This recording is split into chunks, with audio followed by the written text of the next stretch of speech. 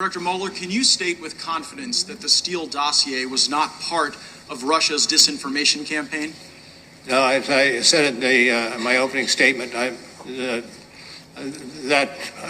part of the building of the case predated me, and by at least 10 months. Yeah, I mean, Paul Manafort's alleged crimes regarding tax evasion predated you. You had no problem charging them. And matter of fact, this Steele dossier predated the Attorney General, and he didn't have any problem answering the question. When Senator Cornyn asked the Attorney General the exact question I asked you, Director, the Attorney General said, and I'm quoting, "No, I can't state that with confidence." And that's one of the areas I'm reviewing. I'm concerned about it, and I don't think it's entirely speculative. Now, if something is not entirely speculative, then it must have some factual basis, but you identify no factual basis regarding the dossier or the possibility that it was part of the Russia disinformation campaign. Now, Christopher Steele's reporting is referenced in your report. Steele reported to the FBI that senior Russian foreign ministry figures, along with other Russians, told him that there was, and I'm quoting from the Steele dossier, extensive evidence of conspiracy between the Trump campaign team and the Kremlin. So here's my question. Did Russians really tell that to Christopher Steele, or did he just make it all up and was he lying to the FBI? Let me back up a second, if I could, and say, as I said earlier, with regard to the Steele, that's beyond my purview. No, it is exactly your purview, Director Mueller, and here's why. Only one of two things is possible, right?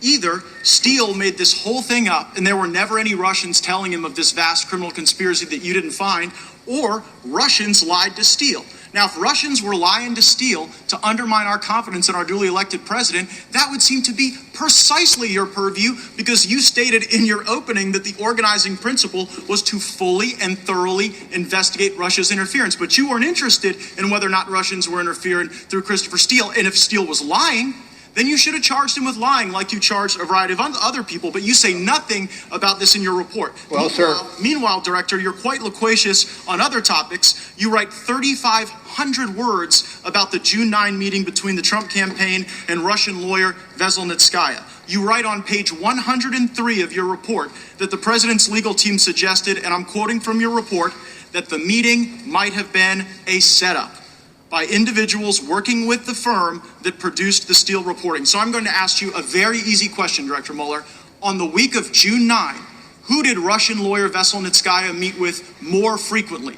The Trump campaign or Glen Simpson, who was functionally acting as an operative for the Democratic National Committee? Well, what I think is missing here is the fact that this is under investigation elsewhere in the Justice Department. I get that, and if I can finish, sir,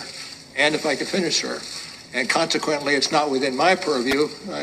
Department of Justice and FBI should be responsive to questions on this particular issue. It is absurd to suggest that a operative for the Democrats was meeting with this Russian lawyer the day before and the day after the Trump Tower meeting, and yet that's not something you referenced. Now, Glen Simpson testified under oath. He had dinner with Veselnitskaya the day before and the day after this meeting with the Trump team. Do you have any basis, as you sit here today, to believe that Steele was lying?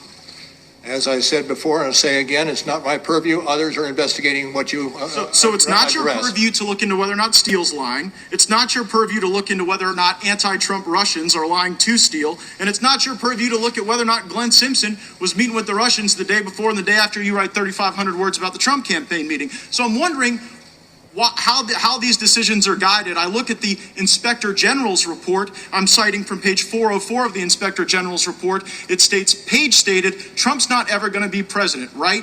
Right. Strzok replied, no, he's not. We'll stop it. Also in the Inspector General's report, there's someone identified as attorney number two. Attorney number two, this is page 419, replied, hell no, and then added, Viva la resistance. Attorney number two in the Inspector General's report and Strzok both worked on your team, didn't they? Pardon me? Can you ask? They both worked on your team, didn't they?